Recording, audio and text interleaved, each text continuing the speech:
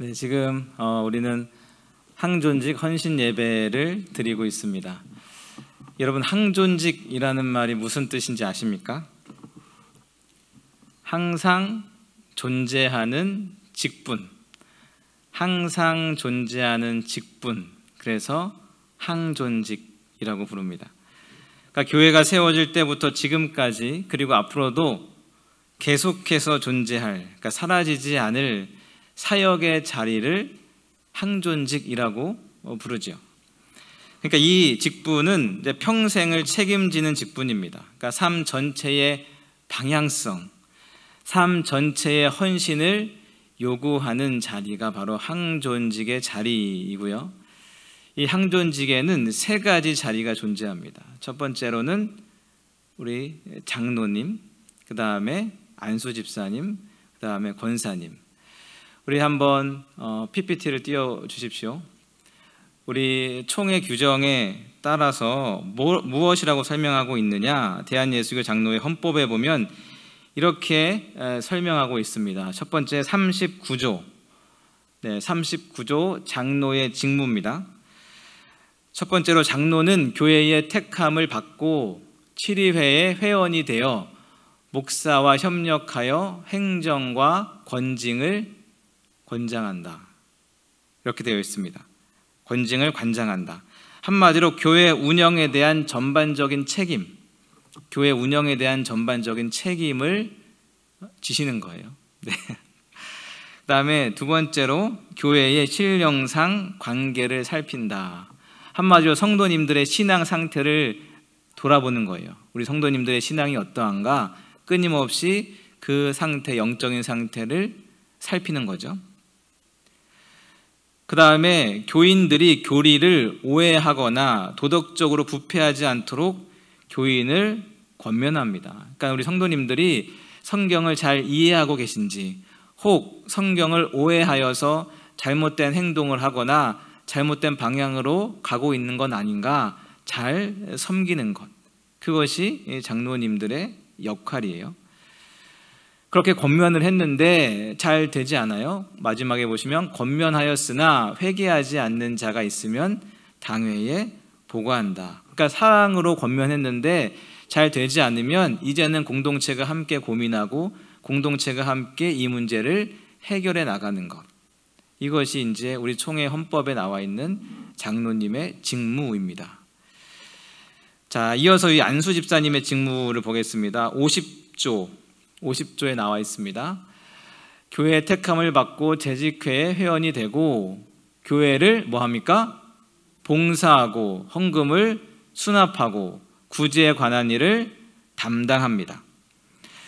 안수 집사님들은 교회에서 뭐 하는 거예요? 봉사하고 헌금 수납하고 재정 관리하는 겁니다. 구제하는 거예요. 한마디로 교회에서 중요한 자리마다 우리 안수 집사님이 가셔서 이제 직접적인 일들을 맡아서 하시는 분들이에요. 한마디로 교회의 일꾼이다. 교회의 중요한 곳곳에서 그 일들을 감당하신다. 이렇게 보시면 되겠습니다. 이어서 권사님의 역할이 뭐냐? 52조에 이렇게 나와 있습니다. 교역자를 도와 궁핍한 자와 환난당한 교우를 신방하고 위로한다. 교회의 덕을 세우기 위해 힘쓴다. 이게 누구의 역할입니까? 권사님의 역할이에요. 권사님의 역할은 크게 두 가지로 정리할 수 있습니다. 신방과 기도입니다. 교회 안에 여러 가지 어려움과 힘들어 하시는 성도님들, 육체적, 마음적으로 힘들어 하시는 성도님들을 잘 살피는 거예요. 그래서 그들을 신방하고 그들을 위해 기도하는 일을 하는 거죠. 그런데 보시면 교역자를 돕습니다. 한마디로 교역자가 하는 일이 이 신방과 이 기도인데 교역자가 다 할 수 없어요. 그래서 이 권사님들이 교역자와 함께 하기도 하고 아니면 교역자가 하지 못하는 그곳에 가서 성도님들을 돌보고 위로하고 섬기고 기도하는 것, 그것이 바로 권사님들의 역할입니다. 어머니처럼. 네, 이해가 되시죠? 그러니까 장로님들은 교회 전반적인 운영에 대한 책임을 집니다. 그리고 성도님들의 신앙의 상태를 잘 돌보는 그 일들을 감당하세요. 그래서 책임의 자리에 가면 누가 계세요? 장로님들이 계세요. 그리고 교회 영적인 것들을 살피는 자리에 가면 장로님들이 계십니다. 안수 집사님들의 역할은 뭐예요? 교회 구석구석 실질적인 일들을 맡습니다. 그래서 교회가 해야 될 중요한 여러 가지 일들을 잘 해나갈 수 있도록 직접 현장에서 뛰시는 분들. 그래서 교회에 뭐 일이 있다 그러면 안수 집사님들이 계신 거예요. 교회에 무슨 중요한 일이 있다, 거기 가보면 어김없이 누가 계세요? 안수 집사님들이 계신 거죠. 권사님들의 역할은 뭡니까? 신방과 기도입니다. 그래서 교인을 돌보고 신방하는 자리에 가면 권사님들이 계시고, 기도하는 자리에 가면 누가 계십니까? 권사님들이 계신 거죠. 이것이 이분들의 역할입니다. 이것이 우리의 역할입니다. 여러분 잘 기억하십시오. 내가 가지고 있는 이 직무와 역할이 무엇인가, 그것을 기억하는 것이 중요합니다. 그런데 이것을 언제까지 합니까? 항존직 여러분들 언제까지 합니까? 평생. 네. 평생 합니다. 그래서 항존직이라고 하는 거예요. 그래서 그렇기 때문에 사실 이게 어렵습니다. 사실 무언가를 계속하는 것은 너무너무 어렵습니다. 우리가 일을 하다 보면 하고 싶을 때가 있습니다. 누가 시키지 않아도 기쁨으로 자원하는 마음으로 막 하고 싶을 때가 있어요. 반면에 하고 싶지 않을 때가 있습니다. 해야 되는 일인 걸 알면서도 누가 하라고 이야기하는데도 왠지 하고 싶지 않아요. 그럴 때가 우리에게 있게 되는 거죠. 그만하고 싶을 때 있지 않습니까? 우리 가정에서도 마찬가지죠. 내가 배 아파 낳은 자녀를 돌보는데 어떨 때는 너무나 그 일이 좋고 감사하고 기쁘지만 어떨 때는 사표 내고 싶어요. 엄마 사표 내고 싶다. 엄마 그만하고 싶다.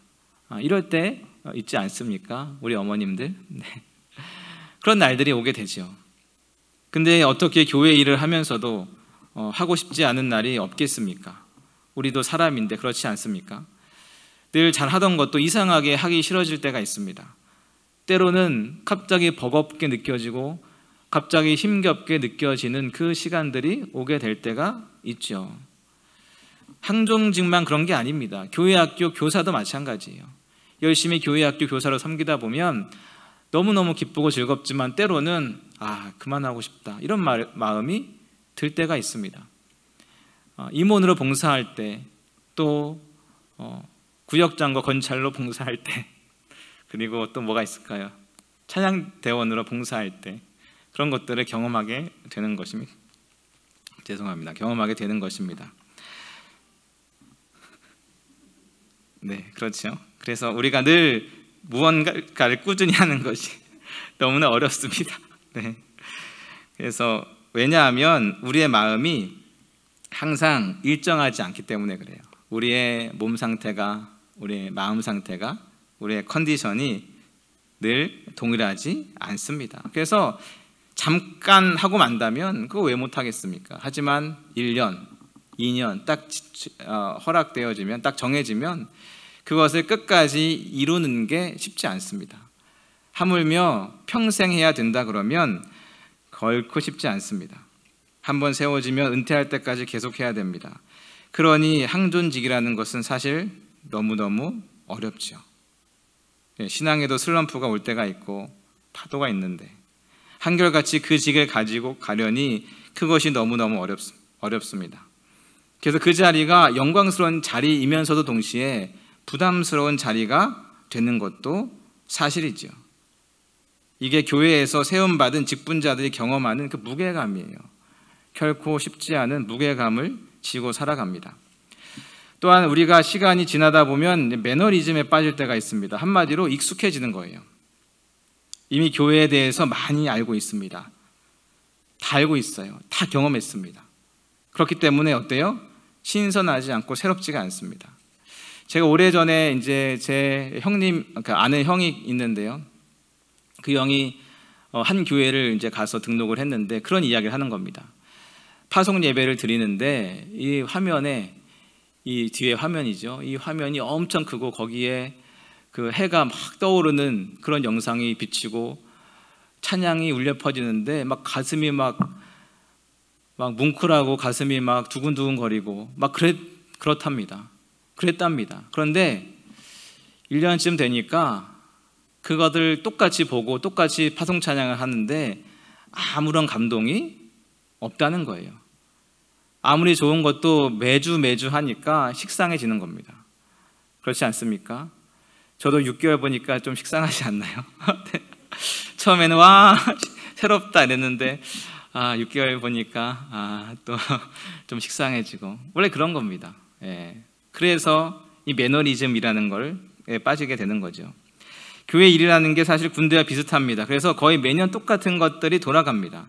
그 안에서 새로운 것들을 시도한다 하지만 한계가 있어요. 그래서 5년, 10년 하다 보면 이 매너리즘에 빠지게 되는 거죠. 새로움이 사라집니다. 늘 똑같아요. 그러니까 기대감이 없습니다. 그 예전에도 다 해본 건데 안 해본 거 없어. 그런 마음이 들면서 나도 모르게 습관처럼 돼버리는 거죠.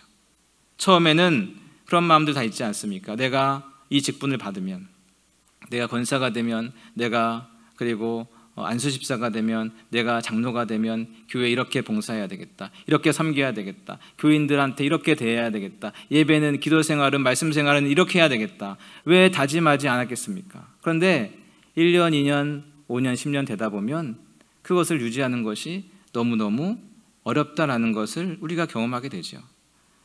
시간이 지나면 익숙해지고 그리고 그 습관화되고 기쁨과 열정이 사라집니다. 그러다가 보면 중간에 멈추고 싶은 생각도 들고 내가 지금 뭐 하고 있지? 왜 나만 고생하고 있지? 이런 생각이 들 때가 있습니다. 우리에게 다 그런 연약함이 있는 것이죠. 또 교회 일을 깊이 하다 보면 어떻습니까? 상처를 받습니다. 마음에 상처가 생겨요. 많은 갈등을 경험하죠. 여러분, 모르는 게 뭐예요? 모르는 게 약입니다. 네, 어떻게 잘 아세요? 모르는 게 약이에요. 아는 게 뭐예요? 병이에요. 네. 너무 많이 알면 병납니다. 교회 생활도 마찬가지예요. 교회 생활 잘 모를 때, 사람들의 마음 잘 모를 때는 좋습니다. 괜찮습니다. 마냥 재밌죠. 그런데 교회 안에 깊이 들어와 교회의 사정을 하나하나 알게 되면, 사람들의 마음 하나하나, 사정 하나하나 듣게 되면 왜 그렇게 마음이 좋지 않고 상처가 되는지, 왜 그런 일이 벌어집니까?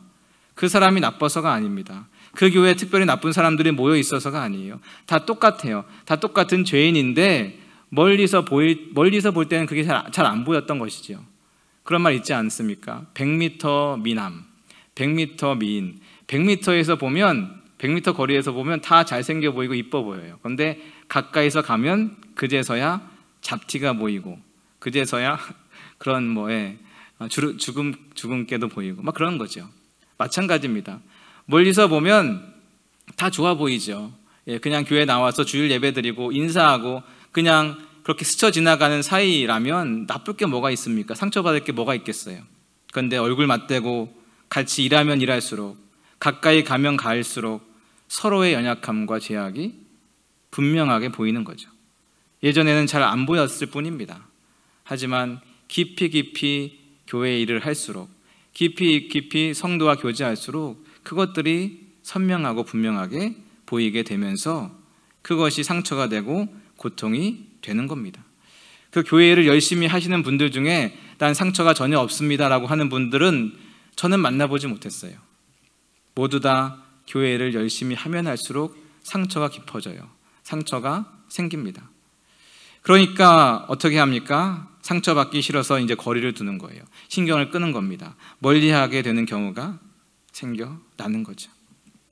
그러니까 결론적으로 이 직임을 끝까지 감당하는 것이 매우 어렵습니다. 그렇다면 그런 속에서 이런저런 이유로 그만두고 싶은 이 직임을 어떻게 하면 끝까지 감당할 수 있을까? 딱 한 가지만, 기본적인 한 가지만 말씀드리려고 합니다.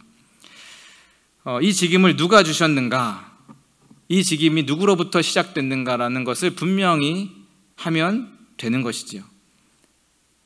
부르심의 정체성을 확실하게 하면 되는 것입니다. 아까 보여준 헌법을 한번 다시 보여주십시오. 아까 보여준 다음 페이지 보여주시면 장로의 직무 첫 번째가 뭡니까? 교회의 택함을 받고. 안수 집사님 보여주십시오. 교회의 택함을 받고. 권사님, 교회의 택함을 받고. 예. 항조직 모두 누구의 택함을 받았습니까? 교회의 택함을 받은 사람들이에요. 여러분, 교회가 뭡니까? 교회의 머리가 누구죠? 예수 그리스도입니다. 한마디로 교회의 택함을 받았다라는 말은 예수 그리스도의 택함을 받았다라는 말입니다. 여러분, 우리 모두는 예수님의 택함을 받은 사람인 줄로 믿습니다. 이게 우리 안에 깊이 각인되어 있어야 됩니다. 여러분은 투표를 통해서 선출된 사람들이 아닙니다. 물론 투표를 했지요. 하지만 투표라는 방법을 통해서 아니면 또 다른 여러 방법을 통해서 주께서 나를 부르셨다. 내가 장로가 되었든, 내가 안수집사가 되었든, 권사가 되었든, 담임 목사가 되었든, 나의 부르심의 근거가 어디에 있습니까? 예수님께 있다라는 것을 분명히 기억하는 것이 중요합니다. 여러분, 택함 받는 방법이 중요한 게 아니에요. 그 방법을 통해서 결국 누가 나를 불렀느냐, 누가 나를 택했느냐, 누가 나를 이 자리에 세웠느냐, 이 부르심의 정체성이 확실해야 되는 것이죠. 내 기분에 따라 됐다면 내 기분에 따라 그만둘 수 있겠죠. 내 의지에 따라 됐다면 내 의지에 따라 그만둘 수 있습니다. 사람들의 추천에 따라 됐다면 사람들이 그만하라고 하면 그만할 수 있습니다. 하지만 예수님이 세워주셨다면 예수님이 그만하라고 할 때까지 그만둘 수 없습니다. 그래서 내 직분을 누가 주셨냐, 내 직분의 근거가 무엇이냐, 이것을 분명히 기억하는 것이 너무 중요합니다. 이 예수님에게도 이런 분명한 정체성이 있었습니다. 우리 여러분, 예수님을 이 땅에 보내신 분이 계신데요, 예수님을 이 땅에 보내신 분이 누구십니까? 하나님이죠. 요한복음 3장 17절 말씀 보십시오. 요한복음 3장 17절 보시면 하나님이 그 아들을 세상에 보내셨다. 하나님이 예수님을 보내셨다 말씀합니다. 또 요한복음 5장 36절 보시면 내게는 요한의 증거보다 더 큰 증거가 있으니 아버지께서 내게 주사 이루게 하시는 역사, 곧 내가 아는 그 역사가 아버지께서 나를 보내신 것을, 이렇게 기록되어 있습니다. 누가 보냈습니까? 아버지께서, 하나님께서 예수님을 보내셨다라고 말하죠. 그렇기 때문에 세상 사람들이 예수님을 인정하지 않고 조롱하고 비웃고 멸시하고 욕하고 무시하고 이제 그만하라고 이야기해도 예수님은 힘들어서 못하겠다, 치사해서 못하겠다라고 그만둘 수 있습니까? 없습니까? 없습니다. 오직 누구만이? 하나님만이 예수님의 사역을 중지시킬 수 있어요. 왜요? 하나님이 예수님을 보내셨기 때문이지요. 그렇기 때문에 예수님이 자신의 사역 중지와 관련해서 하나님께 묻지 않습니까? 이 잔을 내게서 지나가게 하옵소서. 그러나 나의 원대로 마시옵고 하나님의 원대로 하옵소서. 예수님의 마음은 그만하고 싶어요. 예수님의 마음은 이제 다 그만두고 싶습니다. 하지만 본인 마음대로, 본인 감정대로, 본인 기분대로 그만둘 수 없어요. 하나님이 보내셨기에 하나님께 묻는 겁니다.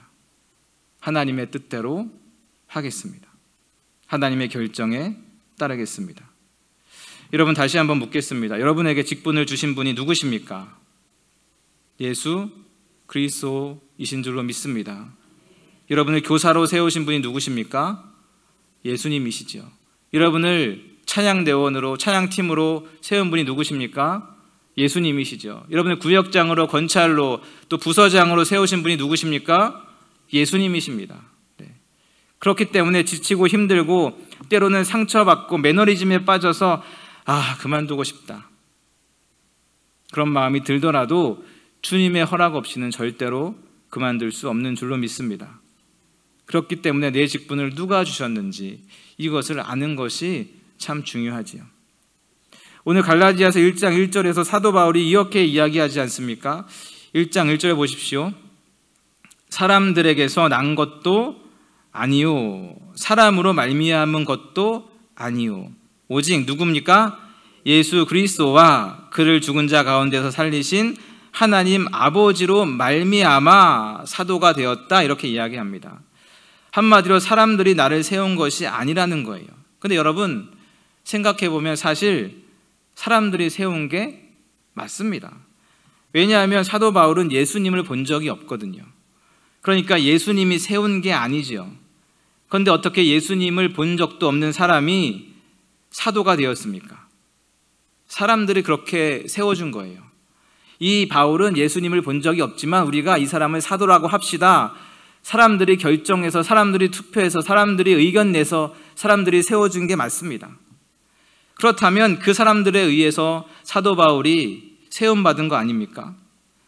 사도 바울을 인정해주고 좋아해주는 그 사람들로 하여금 사도 바울이 세움받은 거 아닙니까? 그런데 사도 바울은 분명히 이야기하고 있어요. 사람들에게서 난 것이 아니다. 사람들이 나를 세워준 것이 아니다. 오직 예수님과 하나님이 나를 세워주신 것이다. 여러분, 이 정체성이 너무 중요합니다. 우리가 교회의 어떤 직임이나 직분을 맡을 때도 마찬가지죠.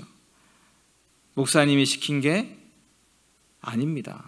연말이 되면 이런저런 이야기를 듣지 않습니까? 이 일 좀 맡아주십시오. 저 일 좀 맡아주십시오. 그럴 때 기억하십시오. 제가 여러분께 무슨 부탁을 하더라도 제가 여러분께 부탁한 게 아니에요. 장로님들이 여러분께 맡겨드린 게 아닙니다. 할 사람이 없어서, 내가 시간이 있어서, 내가 만만해서 그 일 나에게 떨어진 게 아니에요. 예수님이, 하나님이 내게 그 일 맡겨주셨음을 믿으십시오. 분명히 투표했습니다. 아니면 누군가가 추천을 했습니다. 아니면 누군가가 지명을 했습니다. 하지만 그럼에도 불구하고 그런 방법들을 통해서 나를 이 자리에 세우신 것이 누구라고요? 예수님, 하나님이라고요. 그 믿음이 우리 마음에 분명하게 자리 잡을 수 있기를 축복합니다. 그래야 주어진 임기 동안 그 자리를 지켜낼 수 있습니다. 슬럼프가 오더라도, 때로는 사람들의 지탄을 받더라도, 수많은 감정의 파도를 만나더라도 끝까지 그 자리에서 버텨내는 것이고, 기쁨으로 끝까지 그 사명을 완수해 낼 수 있는 것이지요. 사랑하는 우리 항존직 여러분, 그리고 성도 여러분, 주님의 일을 감당하는 것, 내가 맡은 그 자리에서 계속해서 섬김을 끝까지 이어가는 것은 결코 쉬운 일이 아닙니다. 너무너무 어렵습니다. 이제 그만하고 싶다라는 생각이 끝도 없이 들지요.